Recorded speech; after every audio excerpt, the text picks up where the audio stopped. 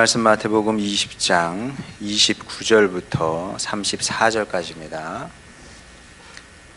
마태복음 20장 29절부터 34절까지 제가 봉독하겠습니다. 그들이 여리고에서 떠나갈 때에 큰 무리가 예수를 따르더라. 맹인 두 사람이 길가에 앉았다가 예수께서 지나가신다 함을 듣고 소리질러 이르되 주여 우리를 불쌍히 여기소서. 다윗의 자손이여 하니 무리가 꾸짖어 잠잠하라 하되 더욱 소리질러 이르되 주여 우리를 불쌍히 여기소서. 다윗의 자손이여 하는지라.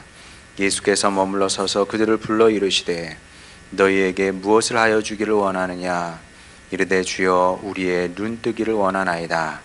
예수께서 불쌍히 여기사 그들의 눈을 만지시니 곧 보게 되어 그들이 예수를 따르니라. 아멘. 제가 독일에 살면서 적응하기 어려운 부분 중에 하나가 가구 조립 문화였습니다. 여러분 아시겠지만은 유럽 사람들은 이제 노동 시간이 굉장히 적습니다. 일하는 시간이 주당 38.5시간. 그러니까 이제 월화수목금 따져도 채 하루 8시간이 안 되는 거죠. 그 이상 일을 잘 안 하려고 그럽니다. 그 사람들은. 그러니까 이제 시간이 많으니까 일찍 끝나는 사람은 3시, 3시 반, 4시면 집에 와요. 보통 도시도 작기 때문에 출퇴근하는 시간도 많이 안 걸려요. 그러니까 이제 3시 반, 4시 이렇게 집에 오면 시간이 많지 않습니까?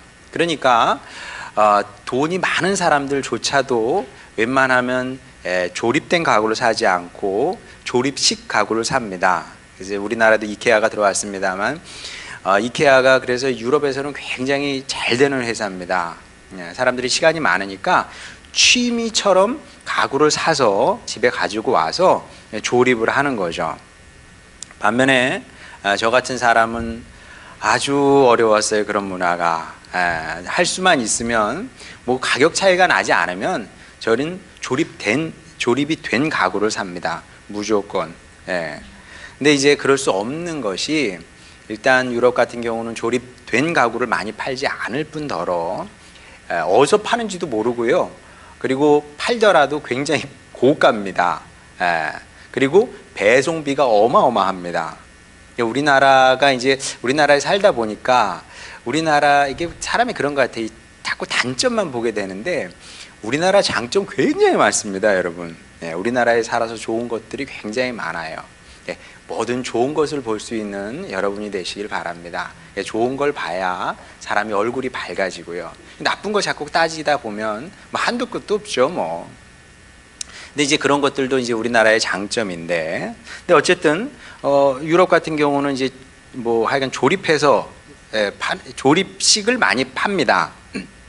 그러다 보니까 이제 우리나라 문화와 조금 또 다른 것 중에 하나가 뭐냐면, 우리나라는 제품을 사게 되면 사용 설명서가 조금 부실한 것을 보게 됩니다.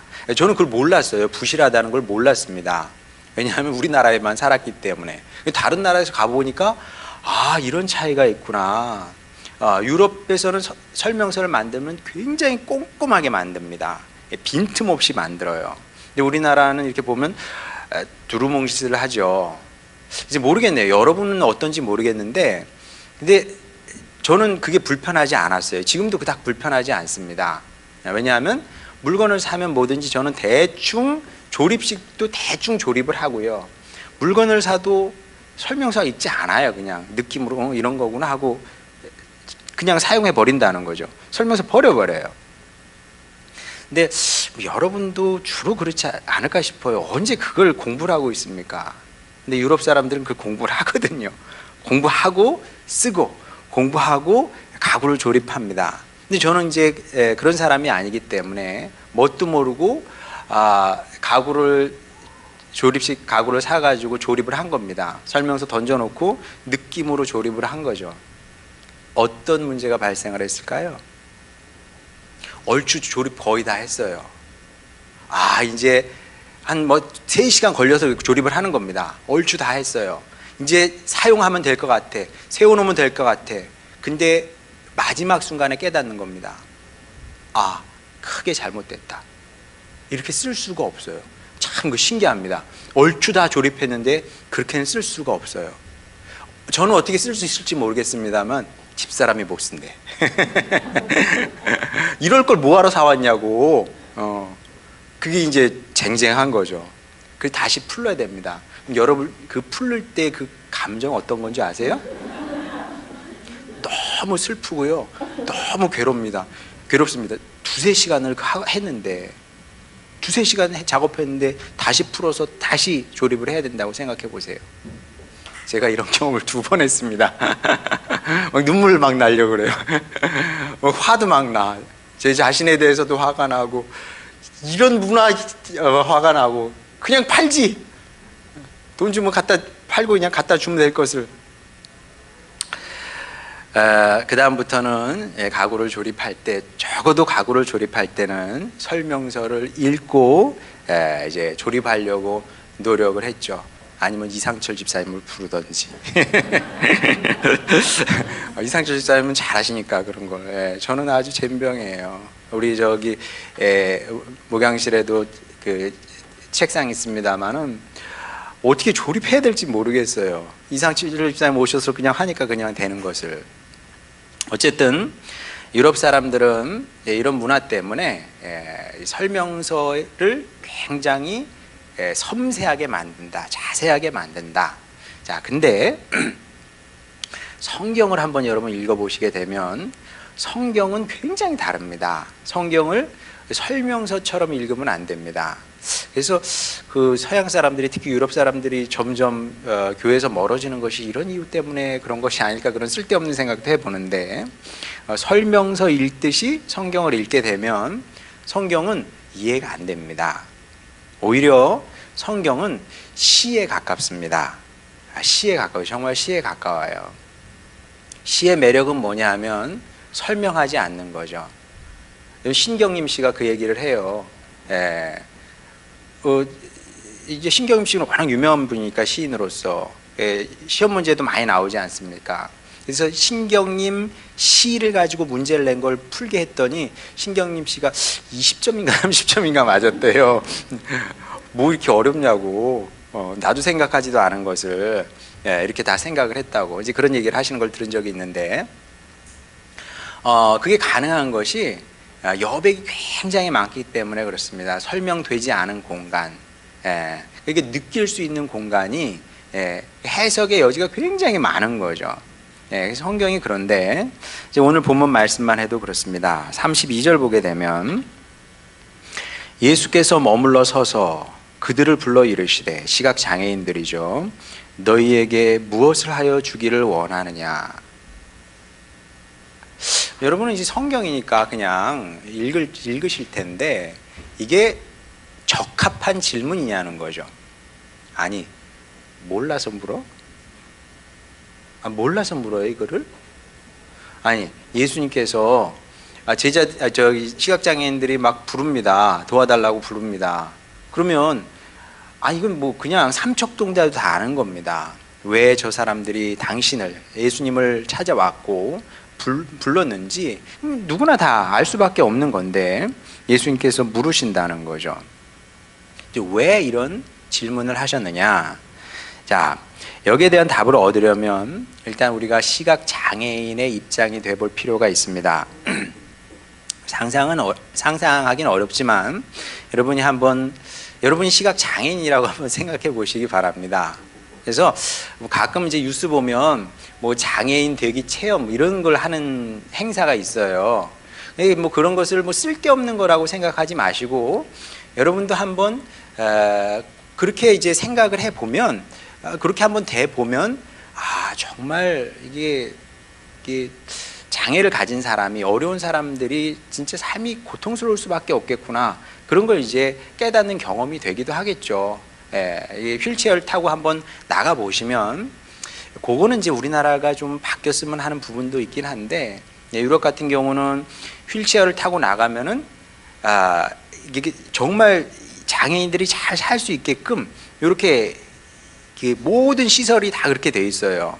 근데 이제 지금 대학만 가봐도 다 턱이거든요. 다 턱이야. 장애인들은 갈 수가 없어요. 뭐 엘리베이터 없는 건물도 많으니까. 이제 그런 것들은 좀 아쉬운 부분이긴 한데 뭐 점점 우리나라도 바뀌고 있으니까 그런 부분도 이제 뭐 정부 차원이든지 이제 사회적인 차원에서든지 배려를 하긴 해야 될 텐데 하여간 많이 좋아진 것은 사실입니다. 그래서 이제 여러분도 한번 상상을 해보세요. 물론 상상한다고 그들의 입장을 알 수 있는 건 아니지만 내가 장애인이다, 시각 장애인이다 한번 생각해 보시기 바랍니다. 자, 그러면 제일 먼저 찾아오는 감정은, 느낌은 아마도 절망감일 겁니다. 절망감. 왜냐하면 질병과 장애는 다른 겁니다.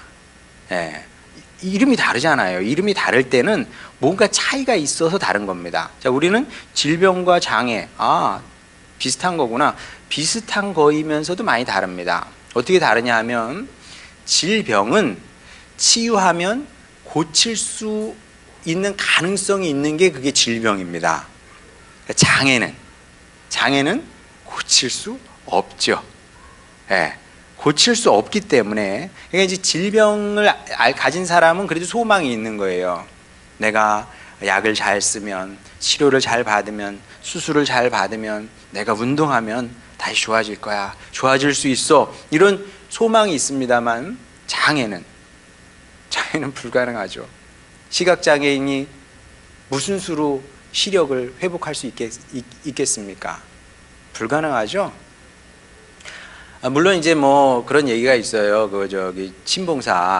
신봉사께서 심청 아버지 눈을 떠서 보게 됐다는 얘기가 있지 않습니까? 근데 저는 어렸을 때 그게 진짜인 줄 알았어요. 그 이야기를 보게 되면 신봉사가 뭐 심청이라고 그러면서 눈을 떠서 보게 됐다고 그러거든요. 말도 안 되죠. 말도 안 됩니다. 왜? 여러분, 시각장애인이 눈을 못 떠서 못 보는 게 아니에요. 보면 다 눈은 뜨고 있어요. 그래요, 안 그래요? 눈은 다 뜨고 있는데 시신경에 문제가 있겠죠. 전 잘 모릅니다만은 그건 분명합니다. 눈을 못 떠서 못 보는 것이 아니라 시신경에 문제가 있어서 못 보는 걸 겁니다.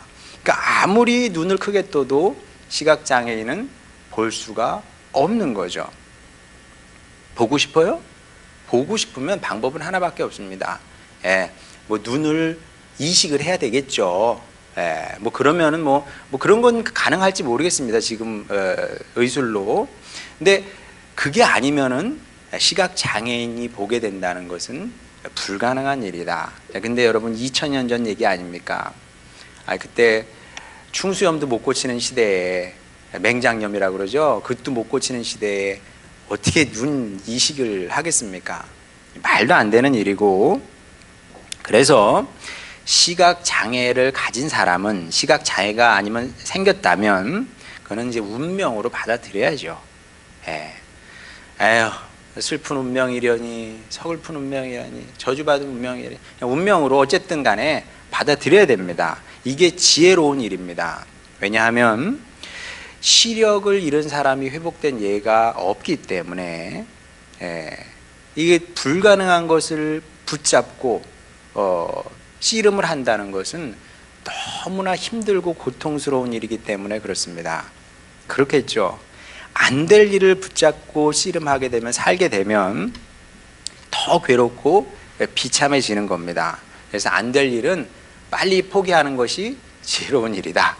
이게 이제 상식이죠. 자, 그런데 본문의 시각 장애인들은 달랐던 것을 보게 됩니다. 품으면 안 되는 소망을 품고 예수님을 찾아왔고 예수님을 부르기 시작을 합니다. 자, 그리고 이것이 이제 우리가 본문을 통해 들어야 되는 아주 중요한 메시지입니다. 어떤 메시지일까요? 자, 성도는 어떤 사람이냐?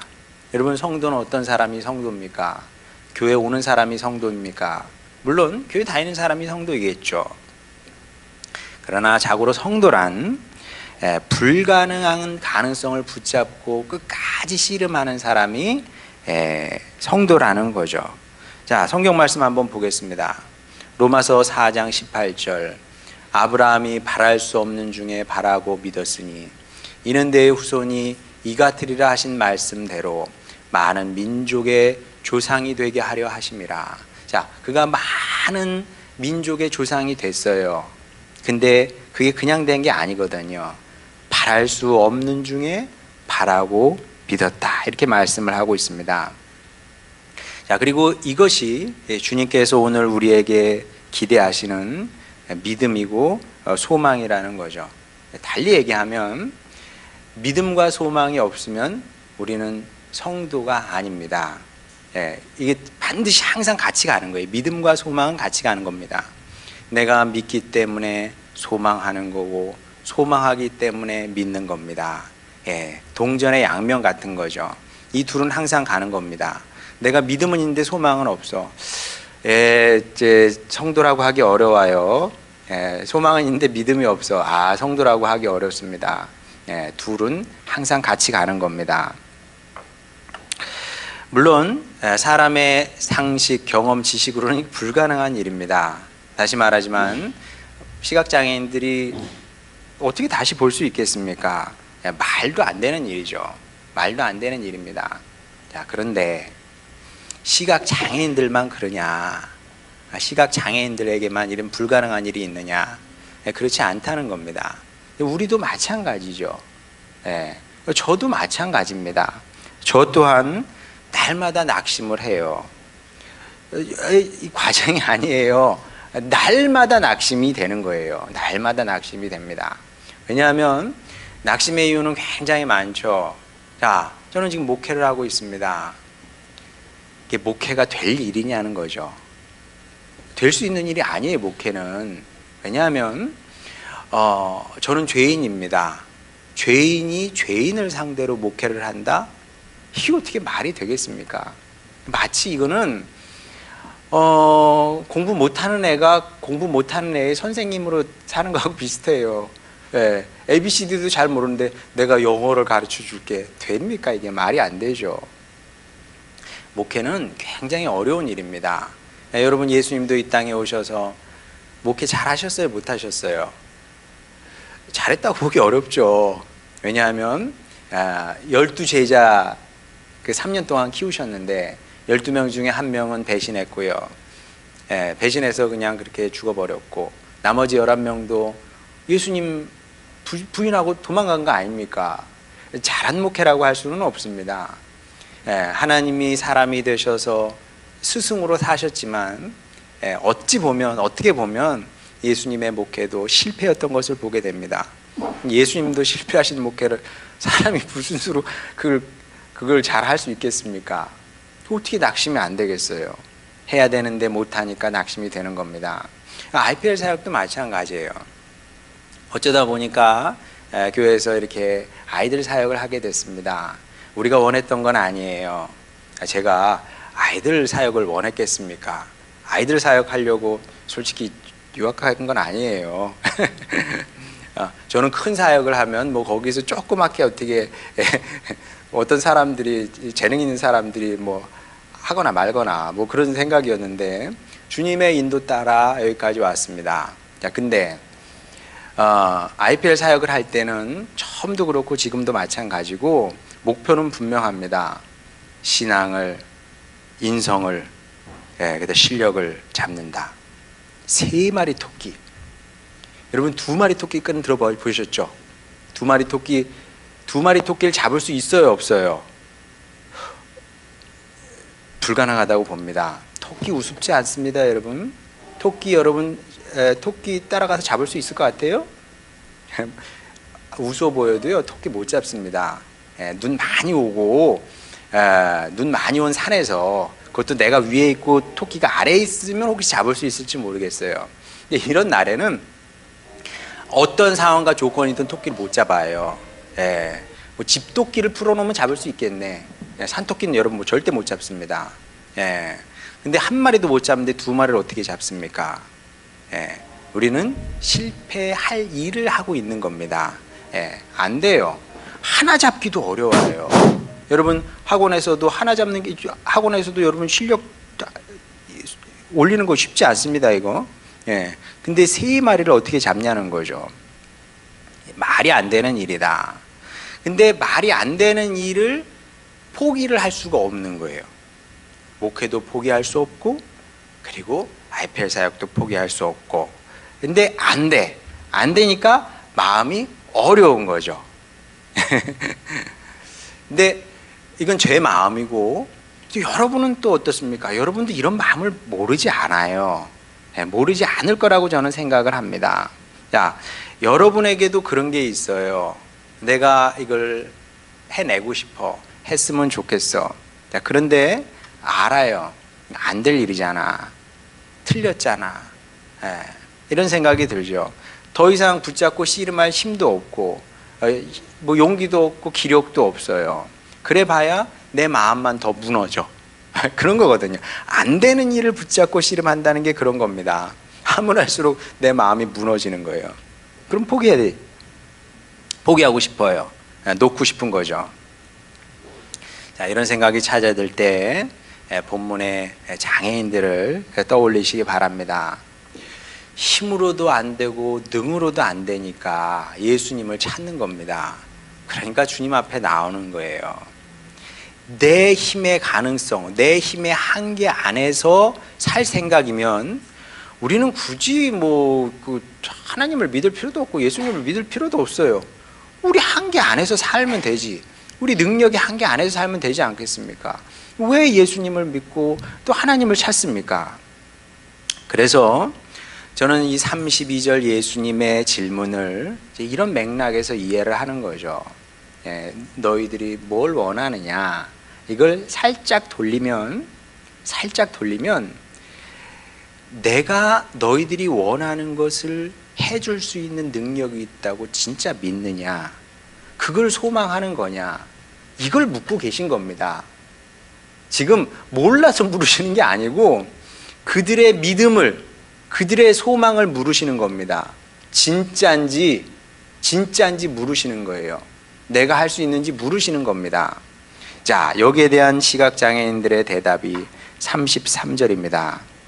이르되 주여 우리의 눈뜨기를 원하나이다. 이 주님이 뭐겠어요? 내 인생의 주님 아니겠습니까?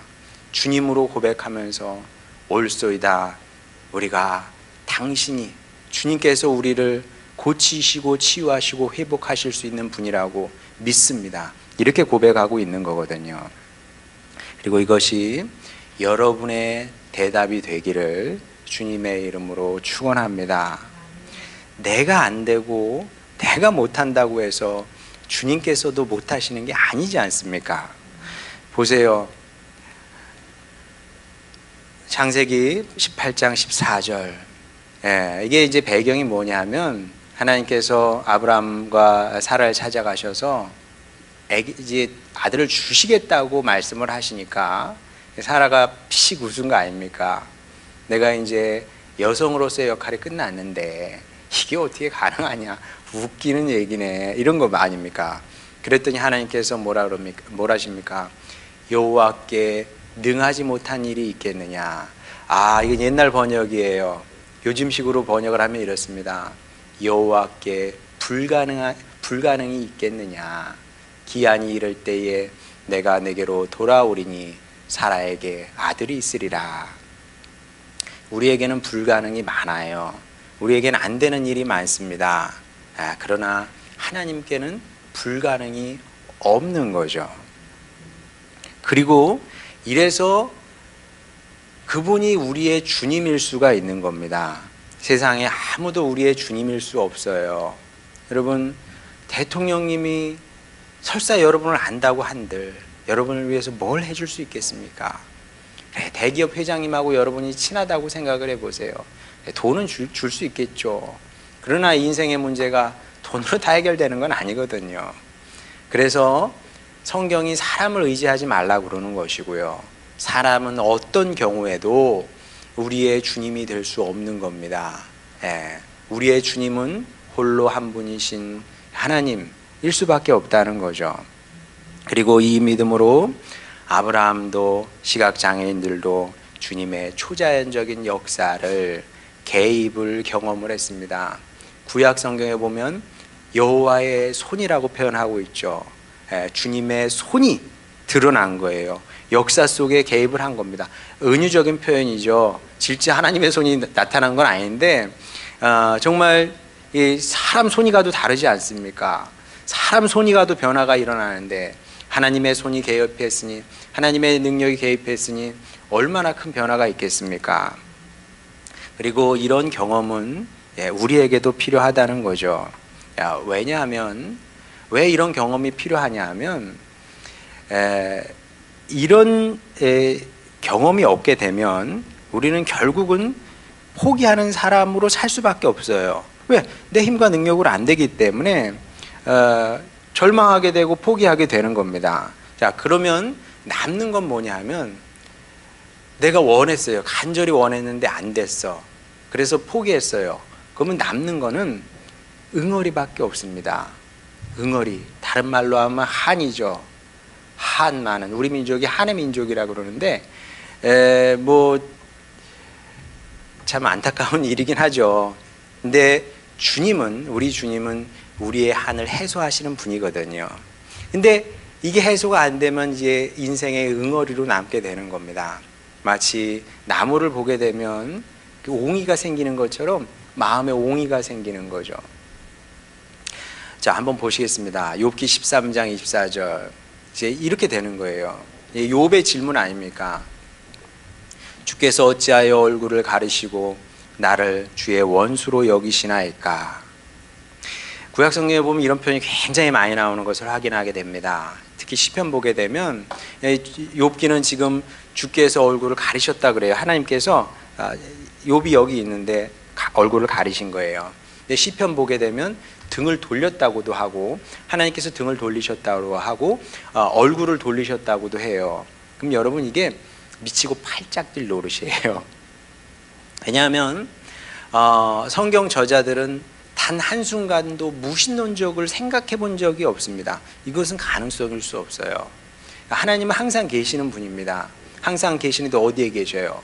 늘 언제나 내 옆에 계시는 거죠. 근데 늘 언제나 내 옆에 계신 분이 얼굴을 가리고 있어요. 나를 봐주질 않아. 아니면 고개를 돌리고 계셔. 아니면 등을 돌리셨어. 이런 편이거든요. 여러분, 어떤 느낌일까요, 도대체?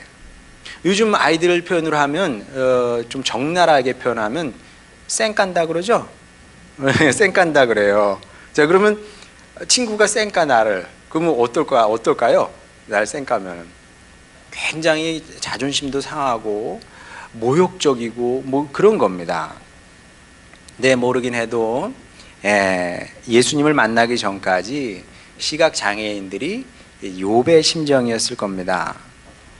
뭐 사람에게 버림받는 거 슬프고 힘든 일이지만 그래도 참아줄 수 있습니다. 그렇지, 뭐 고작 사람이니까 고통스러워도 내가 견뎌낼 수 있습니다. 못 받아들일 일은 아닙니다. 하지만 하나님께서 내게서 얼굴을 돌리신 것 같다는 그런 느낌이 든다고 생각을 해보세요. 평생 그랬어. 평생 그런 느낌이었어. 그럴 수밖에 없겠죠. 시각장애인으로 태어났거나 아니면 어느 순간에 시각장애를 입었으니 이게 어떻게 하나님께서 나를 축복하신다고 하기는 어려운 거 아니겠습니까? 자, 이렇게 되면 이거는 이제 필설로 다 할 수 없는 참담함과 비참함이라는 거죠. 그렇게 되면 아무것도 할 수 없는 무기력에 쫙 빠져들게 됩니다. 진짜 뭐 하나님이 나를 버리셨는데 뭐 버린 거죠. 버리셨는데 내가 뭘 할 수 있겠어요. 무기력한 인생인 거죠. 그러니까 여러분, 어쩔 수 없는 일이기도 한데 뭐 옛날이든 지금이든 시각장애를 가진 사람이 할 수 있는 거는, 지금은 좀 달라져서 지금은 우리나라 이제 복지가 많이 좋아져서 이제 장애인 복지가 있잖아요. 그래서 어떻게든 생활을 하게끔 도와줍니다만은 이것도 뭐 불과 한 20년이나 됐나? 뭐 잘은 모르겠습니다만은 그 전에는 어떻게 돼요? 그 전에는 뭐 국어를 말고는 참 이 질긴 목숨을, 그거 말고는 할 수 있는 게 뭐가 있겠습니까? 국어리나 하면서 살아야 되는 거죠. 자, 그런데 이랬던 사람들이 이제 즐거이 예수님을 따르게 됩니다. 자, 이게 어떻게 가능하게 된 것이냐? 그 답을 우리는 압니다. 어떻게 이게 가능해진 거냐 하면 예수님을 만나서 그들 삶에 응어리가 풀렸기 때문에 그렇습니다. 한이 그들 마음속에 정말 돌처럼 딱딱하게 맺혀져 있던 그런 한이 예수님으로 인해서 한순간에 풀려지게 된 거죠. 예, 어떤 식으로 풀려집니까? 이제 안 겁니다. 지금까지는 하나님께서 얼굴을 가리고 계셨어. 옆에 계신 분이 나를 향해 나를 보질 않아. 얼굴을 가리고 계시고 고개를 돌리고 계시고 등을 돌리고 계셨어. 근데 이제 예수님을 만남으로 말미암아 하나님께서 나를 빛난 얼굴로 바라보고 계시다는 사실을 그걸 본 겁니다. 영의 눈을 떠서 본 거죠. 예.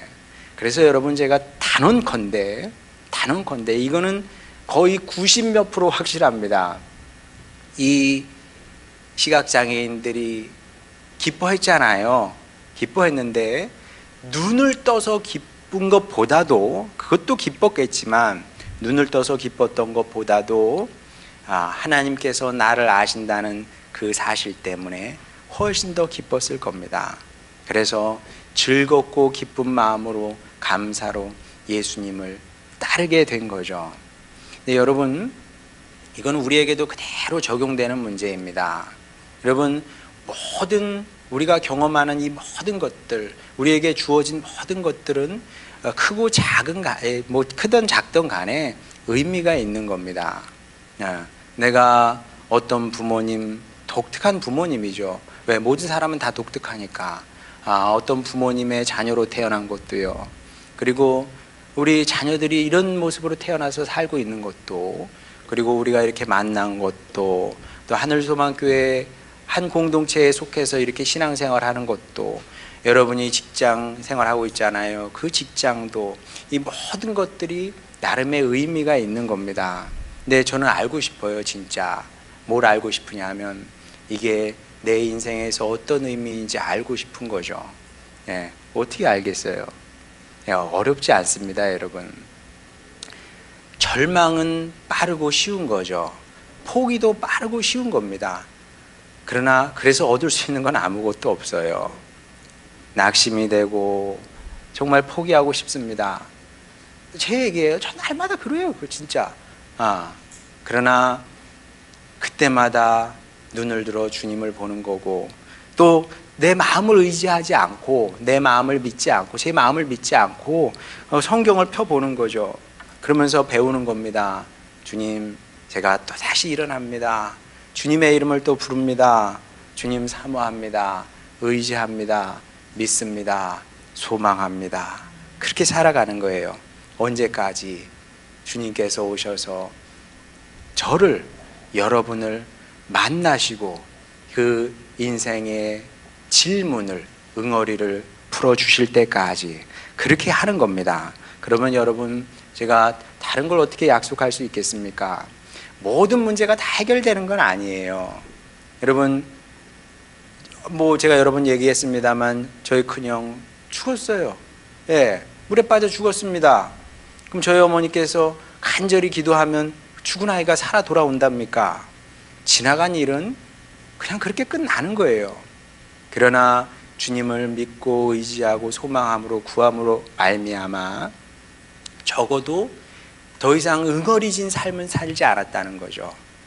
저는 이 주님을 믿습니다. 글쎄, 우리가 어떻게 될지 누가 알겠습니까? 그러나 한 가지 분명한 사실은 우리가 시각장애인들처럼 이 믿음을 잃지 않고 소망을 잃지 않고 주님을 부르고 의지하게 되면, 그러면 어느 순간 알게 될 겁니다. 그렇습니다. 주님, 제 인생의 슬픔이었습니다. 아픔이었습니다. 여전히 아픕니다. 저는. 그러나 더 이상 이것이 저의 한으로 남지 않습니다. 제 인생의 응어리는 아닙니다. 그러면서 즐거이 예수님을 따르게 된다는 거죠. 그래서 바라기는 여기까지는 가야 되지 않겠습니까? 여기까지는 가야 되지 않겠어요? 죽어서 천국 가는 게 그게 끝이 아니고 여기까지는 가야 된다. 여기까지 갈 수 있는 여러분이 되었으면 좋겠습니다. 그래서 삶의 기쁨이, 신앙생활의 기쁨이 무엇인 줄 알고, 그리고 하나님께서 나를 사랑하셨다는 그 사실을 고백하며 기쁨과 즐거움과 감사로 예수님을 따를 수 있는 여러분 모두가 되시기를 주님의 이름으로 축원합니다. 우리 찬양 부르고 기도하도록 하겠습니다.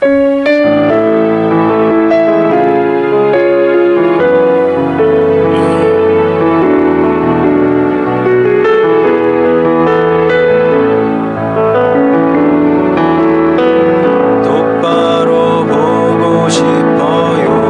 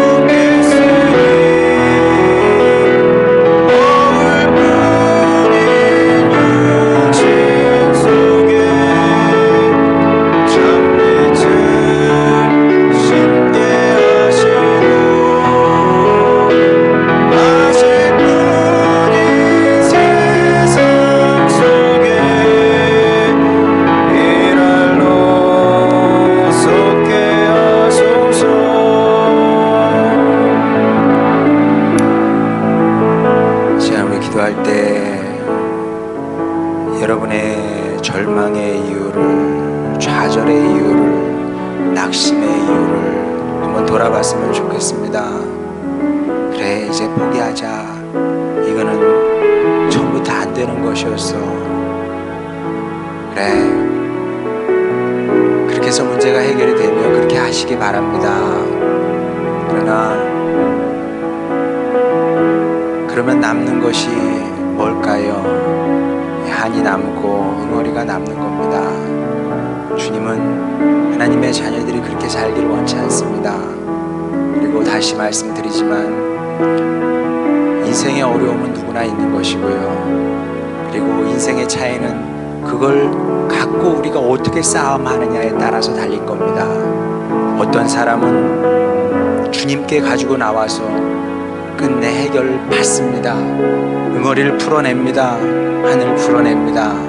그리고 누가 뭐래든 주님께서 축복하시는 주님의 사랑을 받는 사람으로 살아내는 거고요. 어떤 사람은 포기하고 한많은 인생을 사는 겁니다. 그리고 어떤 선택을 하겠습니까? 어려운 일 아닙니다. 포기하지 않고 주님의 이름을 부르면 언젠가 때가 참에 그분은 우리 삶에 오시게 되어 있습니다. 역사의 이 장벽을 뚫고 우리의 삶 속에 개입하셔서 내가 너를 사랑한다, 축복한다, 내가 너와 함께 하였고 내가 너를 지켜보았노라 말씀하시게 되어 있습니다. 여기까지 갈 수 있는 여러분이 되시길 바랍니다. 그리고 그날이 오기까지 주님을 붙들겠습니다. 이 믿음 소망 잃지 않겠습니다. 소망이 약해지면 믿음으로 이기겠습니다. 믿음이 약해지면 소망으로 또 극복하겠습니다. 그리하여 저도 이런 시각장애인들처럼 기쁨으로 주님을 따르겠으니 축복된 인생 되게 하여 주시옵소서. 이런 간절한 제목으로 주님께 나가도록 하겠습니다. 기도하시겠습니다. 우리를 사랑하시는 아버지 하나님, 주님의 백성들의 단순한 사실을 믿게 하여 주시옵소서. 하나님은 우리를 사랑하시는 분입니다. 하나님은 우리를 사랑하십니다. 우리의 마음은 중요한 게 아닙니다. 우리의 생각은 중요한 게 아닙니다. 우리의 느낌은 중요한 것이 아닙니다. 우리의 마음과 생각과 느낌을 붙들지 않게 하여 주시고 하나님께서 나를 사랑하신다는 이 사실을, 이 진리의 말씀을 붙들게 하여 주시옵소서.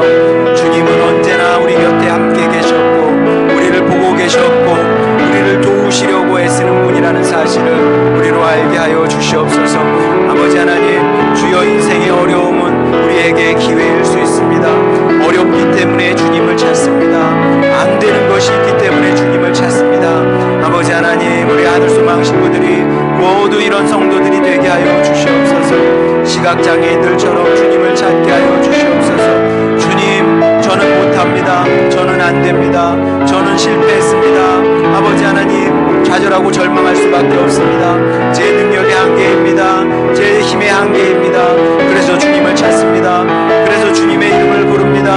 아버지 하나님, 그렇게 주님께 날마다 나아가는 주님 백성 되게 하여 주시옵소서. 그리하여 내 인생에 아버지 찾아오신 주님을 경험하게 하여 주시옵시고, 아버지 하나님, 주님의 손이 아버지 하나님 역사의 장막을 뚫고 내 인생에도 역사하시는 것을, 일하시는 것을 보게 되기를 원하오니, 아버지 하나님, 그렇게 우리에게 하나님은 살아계신 하나님이 되게 하시고 구원의 주님이 되게 하시고 우리를 축복하시는 주님이기를 원하오니, 아버지 하나님, 그런 복된 주님의 사람들이 되기를 원합니다. 아버지 하나님, 그리하여 잘 먹고 잘 살다가 주님 앞에 가는 것이 아니라 주님과 함께 변화된 인생을, 구원의 인생을 아버지 하나님 누리며 감사하며 기뻐하며 주님을 따라가는 우리 모두가 되게 하여 주시옵소서. 우리를 사랑하시는 아버지 하나님, 주님 말씀 주시니 감사드립니다. 이 말씀 우리의 마음에 잘 새기게 하여 주셔서 아버지, 한많은 인생이 아니라 주님께서 개입하셔서 사랑으로 고치시고 회복하신 인생을, 그런 복된 삶을 살아내는 우리 하늘소망 식구들 다 되게 하여 주시옵소서. 감사드리며 사랑 많으신 우리 구주 예수님의 이름으로 기도드렸습니다. 아멘.